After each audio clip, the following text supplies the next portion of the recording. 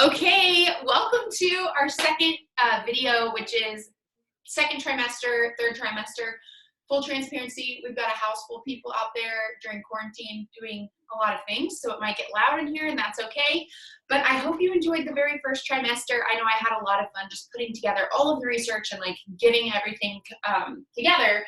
And I was kind of figuring out like how I wanted to break up all of the different sessions, and I decided to put second and third trimester together because I feel like birth and afterbirth kind of deserve their own like their own experience, you know what I mean? Like their own video. So we're gonna start by talking about placenta health, because if you haven't already studied the placenta, oh my gosh, it's the craziest thing. So when you have your baby, directly after you have your baby, you will have another thing, which is the placenta.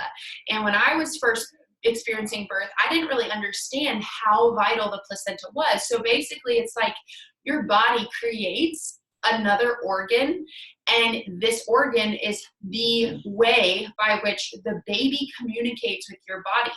It brings oxygen to the baby. It carries everything that the baby doesn't need anymore back out. It basically acts as every organ that the baby doesn't have yet developed. And so its health is vital to the health of your baby and the health of the neurological systems. I mean, literally every system, but I think specifically about the neurological development of an infant and how crazy it's important that there's enough oxygen and enough nutrients traveling through that placenta. And so the thing that I do that I believe has given me the best placentas ever is I drink this stuff. And if you follow me on Instagram, you know I'm drinking this stuff like every day. And it's called Ningxia Red, and it is a puree. So it's not really a juice, like we call it a juice, but it's actually a puree in the bottom of this. And the puree is made of Ningxia wolfberry. The wolfberry is the highest antioxidant known form of food in the entire world. It's grown in China, and it is literally like my favorite thing ever. So I drink, the recommended dosage on this is about 2 ounces. I drink 2 to 4 to 6 ounces every single day. I drink it with sparkling water. I add some branched chain amino acids to it. I just love it. I cannot speak highly enough about it. When I've had my babies that I had been drinking Ningxia, I always get comments on how amazing the placenta looks from the birth providers. So really, really nutritious placentas look different. Like they're very vibrant, they're very red, they're very like, you know, just bursting with life. And that's how mine looked. So I feel like I have to share that. This is sold by Young Living. Most of you probably are already connected with Young Living. If you're not, I really recommend getting this. It comes in this big bottle, but it also comes in your premium starter kit, and you'll have 2 packets so you can kind of test it out, see how you feel. It's also kind of a first trimester lifesaver for me when nutritionally I'm not getting what I need because I'm just feeling kind of yuck. So I love having that little pouch to just kind of suck on. Okay, next we're going to talk about stretch marks, because stretch marks are, I think, on everyone's mind. We don't want them. We are hoping we can hold it off. And so I'm going to make with you, first I have to tell you my story. So when I was pregnant with my son, Moses, I was using oils, but not very, like, I was not using them like very often at all. Like I would use them when I got a stomach ache, or I would use them occasionally here and there, but I wasn't incorporating them into like my everyday life.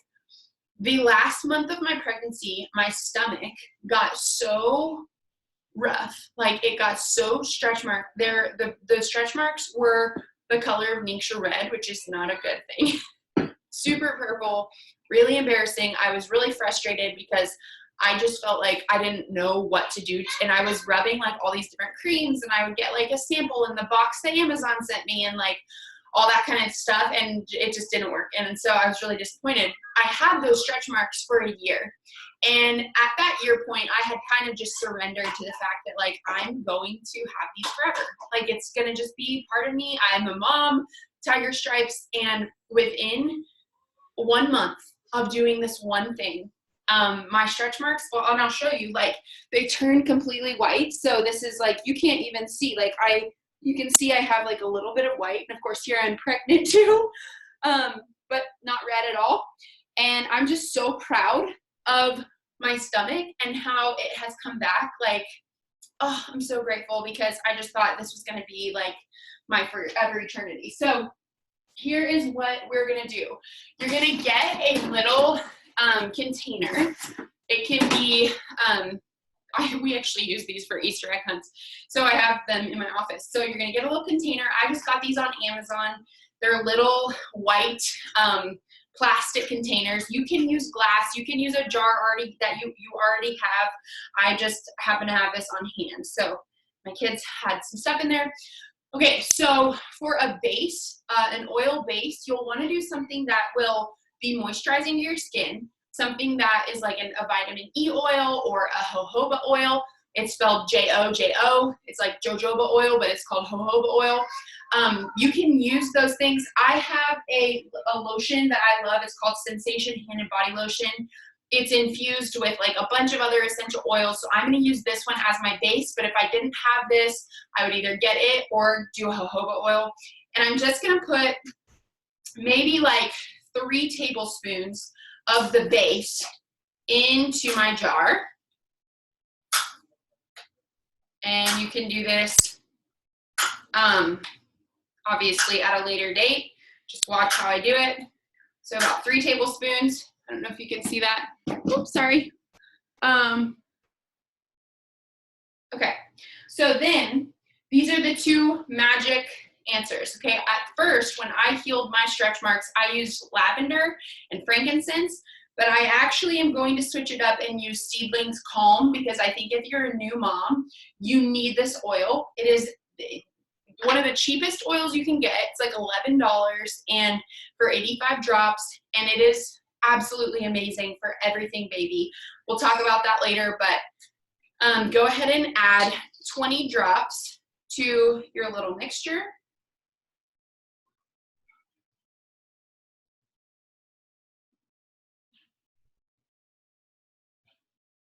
I'm really excited because I'm going to start using this as my belly butter after this video. I haven't started. Okay, and then the next thing you'll need, which comes in your kit, is frankincense, your premium starter kit from Young Living. And you'll want to do 20 drops of frankincense. Frankincense is so regenerating to the skin. You can even use it if you have fine lines and wrinkles. You can use it on your face to brighten and whiten and tighten. It is literally a magic oil. I cannot tell you enough good things about this oil. So about 20 drops of that. And then basically you're just gonna mix it up so that all of the oil is emulsified into the carrier base, whatever you're using. And then morning and night, you're just gonna put a little bit on your stomach. And I recommend whatever oil you use, test it on some clothes that you don't care about, wear a shirt to bed that you don't care about. I actually really like this tank top, so I'm not gonna use it. I'm not gonna put this on with this tank because I don't want it to ruin. So just be aware, okay, or you can leave your shirt up and just let it like dry before you put your shirt down, but it can stain your shirt. So that is the way that I really recommend just completely eliminating stretch marks. So even if you do get stretch marks, you can use this to heal them. Afterwards, when I use this, I typically only get 1. With Lennon, I got 1. With Mac, I got 1. And Mac was a significantly bigger baby. He was 10 pounds, 4 ounces, whereas Moses, the one that might like shredded my stomach, was only like 6 pounds something. So yeah. Okay. So stretch marks, good. We talked about that. The other thing that you can do that is seriously so simple that will eliminate stretch marks, that will help so much, is drinking enough water. And I know it's like the age old, like you don't want to hear it again, but this is the thing.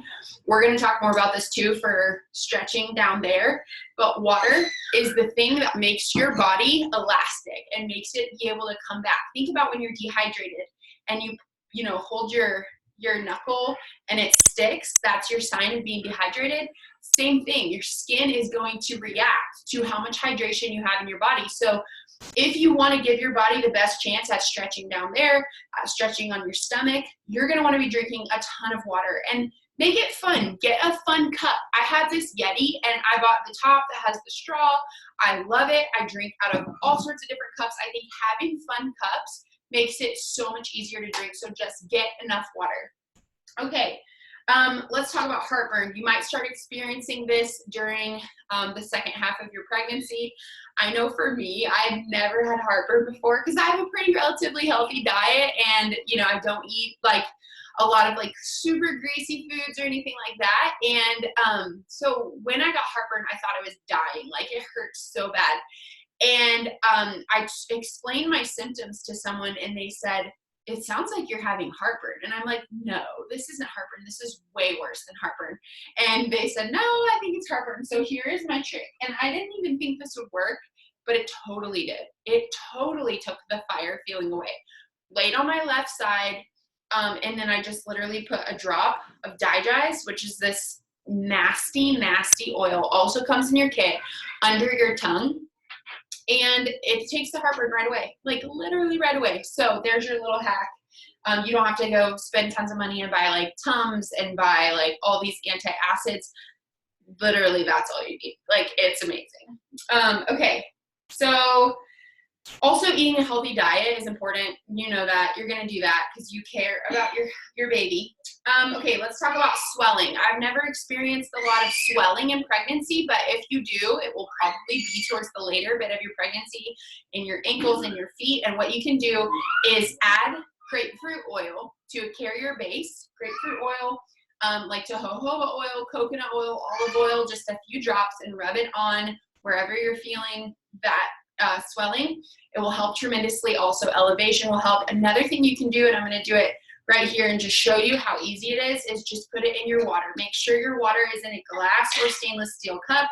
You'll just put a drop, and I have a plastic straw, so I'm not going to do it. I forgot that I put the straw in there instead of my stainless steel. But you can literally just put a drop of grapefruit in your water. It's super refreshing. It actually helps you drink more water because you're feeling like, oh, that tastes good. And then drinking that will actually clear your lymphatic system, will help detox your cells and help get rid of excess fluid. So it's a great little hack to have in your back pocket for those later days in pregnancy when you can be feeling kind of like swollen. Okay, we're going to talk about some movement pieces for some typical pain points like sciatica. And sciatica is one of the most common. There's a few others that you might feel. Round ligament pain, I didn't understand until just recently, is actually in the front right here. And that is just as simple as noticing when you're having it and changing your position. It's not, from what I understand, it's not something that you're going to like be dealing with ongoing. And if it is, then you can see your provider about that. But for sciatica, a lot of times when everything's stretching and moving, and the body is just kind of like getting used to carrying weight in a different way. Think about it like this. When you're not pregnant, you're going to be pretty much straightforward. And I'm a bad example because I do have a little stomach here. You're going to be pretty much straightforward. But when you start having more and more, like I'm trying to imagine, having more and more weight right here, your body is going to start to compensate. And you start having this party butt thing where your back starts to bend. And that can create some issues in this area. And so what I like to recommend for people, and if you go online and you search sciatica, they're going to have you doing a lot of exercises that are on your back, which isn't really recommended for later pregnancy. I personally just feel it out. But something that what you want to do is mobilize everything in this area. And so a really easy way to do that is just a simple cat-cow, where you are on all fours and you're going to bend. This is what your body's going to be doing to like actually make sure that your stomach doesn't make you fall forward. That's not what you want. Then when you go into cow, you're basically trying to tilt your pelvis forward. And this is really important to have mobilization in this area, specifically for birth, just so that you know you can do it. So forward and then again back. And you can do this, I don't know, maybe 30 times a day. And then watch what happens. Another thing you can do is a figure four. So if you are comfortable on your back, let me see if I can show you here. Figure four is going to help mobilize your hip area as well.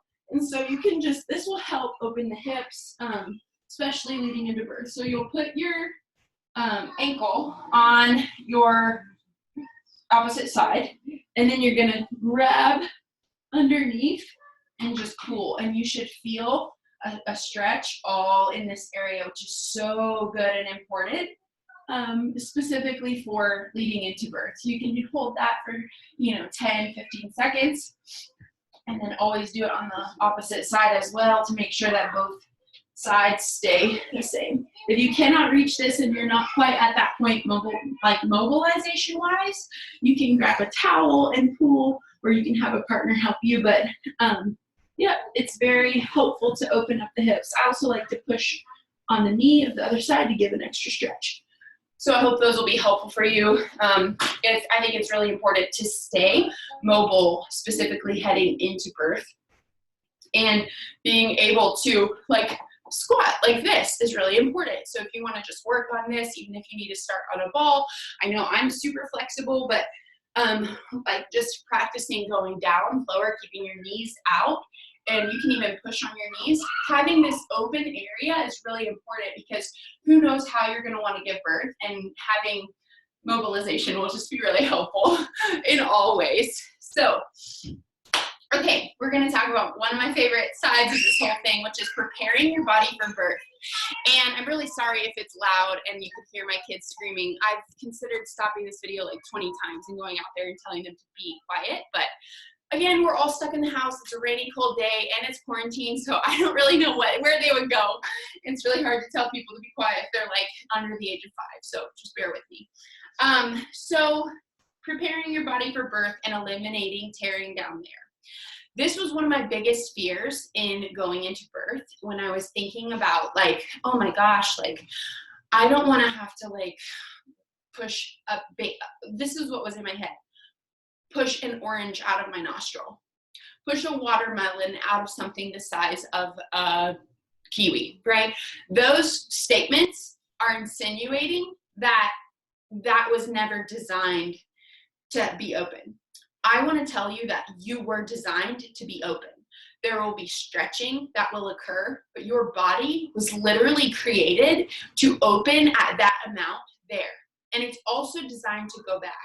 So if you notice that you have fear and anxiety built up in your body around that area, and I'll just tell you, I was listening to a doula yesterday, and hold on, I'm going to plug in my iPad because I'm a little afraid it's going to die on me and I need it for my notes.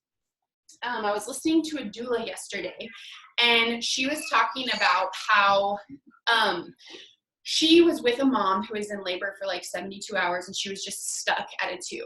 And when she said people are stuck at a specific number, it's typically because they have reservation or they're scared of something beyond that point.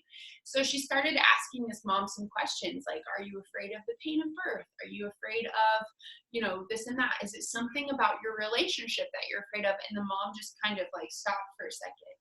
And the doula said, okay, let's talk about this. What's going on what are you afraid of in your relationship? And the mom actually voiced that she felt afraid that after she was open and her spouse saw her in that way, that she would not be attracted to him, or she would not ever be the same, and it would be a strain on their relationship in an intimate way. And once that fear was voiced and able to get out, she and her husband had a conversation. He assured her that's not at all how he feels. He's so grateful for what she's doing and how her body is transforming to bring life into the world. And she was able to move through from a 2 to a 10 in 30 minutes and have the baby 30 minutes later, because she was able to release that fear. Looking back on my first birth, I really relate with that, because I was so afraid of not being the same, or being damaged, or not being enough. And what I've realized is that it actually just makes the relationship sweeter, to have that partnership where you bring, and if you're in the same place. For me, it made it sweeter because we were partnering in bringing life into the world. And every bit of anxiety and nervousness and angst that I had about that area, he was more than kind about and was so sweet and never ever gave me any reason to think that like there was something wrong with me. And what I realized is that that is a healthy relationship. And if your partner doesn't see it that way, that has nothing to do with you, and that has everything to do with them, and that is an issue that they need to work through. And so I just learned like, oh, okay, I don't need to be afraid of it opening, because it will open and then it will close. It's just like how it's designed to do. So some things you can do is watch births. And I know this can be kind of like, oh, but go on YouTube, watch some births, and notice where you feel tension in your body. If you feel tension in your body when like they're starting to push and you see the head and the vagina is stretched and it's kind of tight, if you notice your body is feeling tension there, that's something to notice and lean into. Because if you don't lean into it, that means you're going to want to run away from it. We're going to talk about fear in birth and how important it can be as a not effective tool. And so there's going to be people that will talk to you about perineal massage, which is basically where you stretch the vagina ahead of time. My hypnobirthing counselor, course director, or whatever, for Max Birth, she suggested doing it, but not for the sake of actually stretching, because she's like, your body is going to have hormones in that moment. It's going to have like natural oil in that moment that's going to stretch your area. Like, it's all so natural and it's all going to just happen so naturally. She said, if anything, to practice that for the sake of getting comfortable with the stretching sensation, to notice, oh, that's not pain, that's a sensation. Women talk about the fear behind stretching, the ring of fire, all of these terrible, terrible terms that honestly, it will be intense, but if you notice it as a third party, like, oh, that's interesting that that's happening in my body. It honestly doesn't have to be as bad as they say. And I personally really enjoy birth. I'm very much looking forward to giving birth again completely naturally in my home, if all goes well, which is, you know, the plan, and I don't see any reason why it won't. So having your mindset as, I'm so excited to welcome the process and be a willing participant in the process, is going to be and I'm speaking to you as if you are going to give birth naturally, with no epidural, with no pain meds. If you choose to do that, that's totally fine. Some of these things just won't apply to you because you won't feel it. If you have an epidural, you won't feel it. I've been there before too, where I had an epidural and I couldn't feel it, and I was just like, they told me when to push, and it kind of just happened, and there we are. The aftercare for those are going to be different and probably more intense because you can't feel it. So there's not that natural hesitation. When I was having Mac, there was a natural hesitation just to push with all force, because it wasn't quite like, there will get to a point where it's so intense that that's your decision, that primally it takes your primal instincts kick in and decide it's time to get the baby out. But if it's not at that point yet and you're pushing, it can almost like damage tissue, and that's kind of where we see more of like the stitches and stuff like that. So okay, let's say, okay, I want to show you, the whole reason I'm doing this video on my computer is because I want to show you a video. I'm going to share my screen, and I'm going to show you a video. This video was made by a lady who was, I think, just making it for another midwife, and it's gone viral, and it's been amazing. It helped me so much. So enjoy. Charlotte, so I'm going to show you how we do the ping pong ball and balloon exercise. This was something that I got from a fantastic workshop called Stomp Out Boring Childbirth Classes. If you ever have a chance to attend that workshop, it's fantastic. So first part is we need to get the ping pong ball in the balloon. And if you just put it in, if you just try and open it a little bit and put the ball in, it's going to get stuck. And as I always say in class, it's a word we don't like to have associated with childbirth. So what you have to do is get all the way to the very bottom of the balloon and crank it way open, and then poke the ball in. And then you have, and I would usually have the class do that, stuff their own balloon. It was always fun, and would have a good joke about it. And So then we've got that ping pong ball in there, and we're going to inflate it about halfway. Like that. And then you can let that ping pong ball settle into the neck of the balloon. Sometimes giving the neck a little tug really helps. And then you can let go of it and it'll stay inflated. And I show people how if you just squeeze the side of the balloon like this, not much is happening to the neck of the balloon here, and it's not opening very much. These are the Braxton Hicks contractions. They're just practice contractions, more and more common towards the end of pregnancy, but they don't do all that much to what's happening to the cervix. So real contractions happen at the top of the uterus. That's where the power of contractions happens. It's the muscle fibers at the top here getting shorter and thicker, which squeeze the top and then pull up on the side of the uterus here. And just like with real contractions, I have everyone to just squeeze and then let go, and then just squeeze and let go. You just have to do a little bit at a time.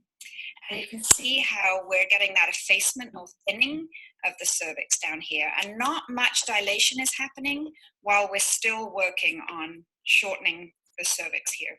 And this is a lot of the work that's going on in early labor. It's mostly about that shortening and less about the dilation. So once we get to much more effaced, much more thin, then we're going to start dilating cervix.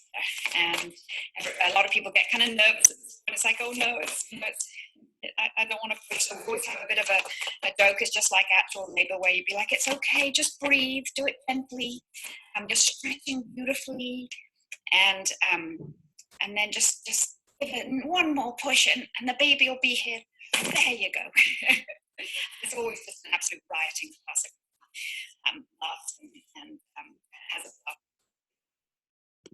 So I absolutely love that, and I just wanted to share that because it's such a great example of what the uterus is doing in labor. And when I learned about the muscles of the uterus and how there are muscles that go like this, there are muscles that go like this, and the muscles of the uterus are what push the baby into the cervix and give effacement and then give dilation, and it's just such a cool process. And so I want to talk about fear in birth and kind of physiologically how it affects actual birth. So when we're in fear, we go into fight or flight. We all know this, right? We see a car swerves into our lane, and all of a sudden adrenaline rushes our body, and we have a choice to make. Do we fight it or flight it? And in birth, that is the exact same thing that happens. So media has created this situation for us where birth is horrible. Every birth that you see on TV is the woman screaming and saying horrible cuss words and just in torment, right? That's what we have in our mind. And so when labor starts, I remember when labor started for me the first time, the actual feeling of the contraction was like a bear. My body was giving me a bear hug. It was almost like I was getting this really tight hug from a bear right in my lower abdomen. And I noticed it, and I identified that as pain because I just assumed that is what I should. But when I actually took a step back and learned about all of this, I realized, oh, pain makes me afraid. I don't like to feel pain. So if I can instead see that as just a sensation or a feeling, or notice how good my body's working, how well it's working, and every surge or contraction leads me closer to the end goal, which is holding my baby, noticing that was just a feeling was like, interesting. And so what happens when we're in fight or flight is all of our major running away muscles get a burst of oxygen and blood. So all of the blood and oxygen are going to our limbs to fight, and it's like to run away. Well, the uterus is not a limb. And so when we're in fight or flight, when we're in fear, it actually takes away from the job that we're supposed to do, and it gives blood to the wrong areas and oxygen to the wrong areas, making that muscle ineffective. And that muscle being ineffective makes it really hard to actually do the job. And so if you want a fast and easy labor, the best way, in my opinion, to do that is to have your mindset so solid by practicing being around birth, not being afraid of it, not reading and surrounding yourself with people who speak positively about birth. Go on YouTube and watch positive things about birth. Hypnobirthing mamas will do videos of how they had a pain-free birth. If you have women in your family who want to tell you about their horror birth stories, I suggest being comfortable saying, you know what, I'm really working on having a positive mindset around birth. So maybe you can share that story with me after I have the baby. And just being okay with that, being at the baby shower, nobody talks, we don't share negative birth stories, because it almost becomes this, how bad can a birth story be? Because women like have this, like, the worse it was, the better I am feeling thing.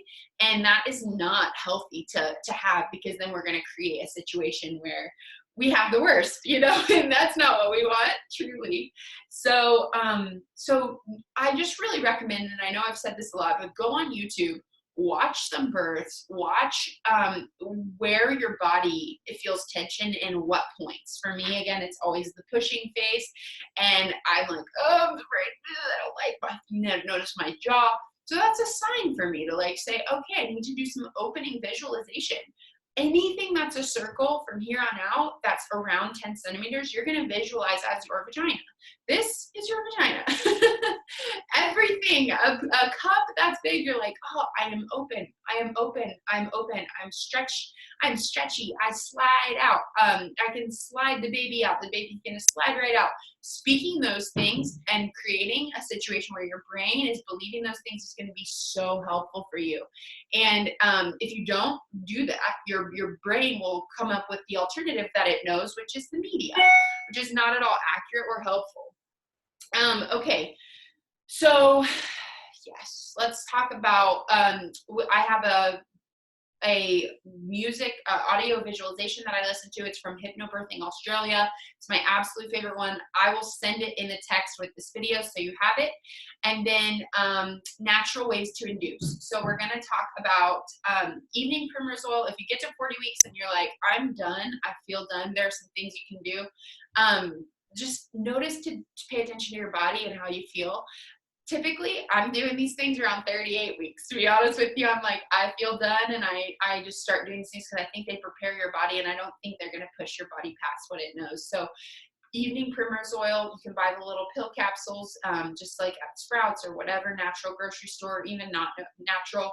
And you just put them up there and they soften your cervix for you. And it's a really fun, like, it's not really actually fun to put it up there, but it's like, oh, it's fun to like be doing something proactive.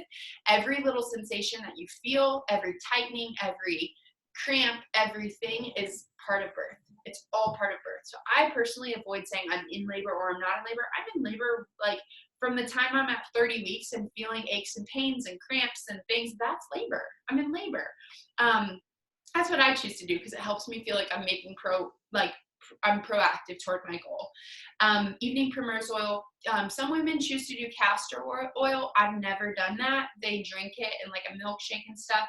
I've never done that because I just feel like I don't want to be pooping like that. So that's my opinion. And then clary sage oil is something that I do starting around 38 weeks, and I'm just dousing myself in clary sage because it is so good for inducing labor, so good for just that beautiful, calm feeling. I love clary sage. I'm a huge fan of it, and it's so good for like regulating estrogen, and oh, I'm a huge fan. So really recommend grabbing you a bottle of clary sage. It does not come in your kit if you do not have a premium starter kit yet. That's what most of the things you're going to need. But the clary sage is that one is the one that's not in there. Okay, this is just a little extra something before we hop off. My favorite place to get maternity clothes is Pink Blush Maternity. That is just not really has anything to do with a healthy pregnancy, but I really love Pink Blush Maternity. They do a great job. All their clothes fit really cute, and they're affordable and online, great shipping. So that is what I have for second and third trimester. I hope this has been helpful. Next week, we'll talk about birth and answers you'll need to give at the hospital, after birth care, after birth baby care, all of it. So much love to you. Okay, have a great one. Oh, one thing I want to add really quick before, I I didn't say this, and I meant to. I kind of meant to with the tearing down there. If you, you know, I'll save it for next week. All right. See you guys. Have a good one. Bye.